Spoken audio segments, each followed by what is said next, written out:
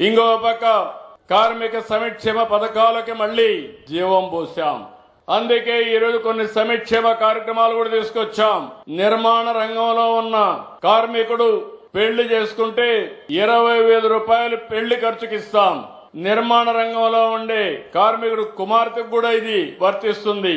ఆయన పెళ్లి చేసుకున్నా, ఆయన కూతురికి పెళ్లి చేసినా ఈ 20,000 వస్తుంది. ఒకవేళ ఆయనకు పిల్లలు పుడితే వాళ్ళకు కూడా 20,000 రూపాయలు ఆయన భార్యకు గాని కూతురికి గాని ఆర్థిక సహాయం చేస్తాం.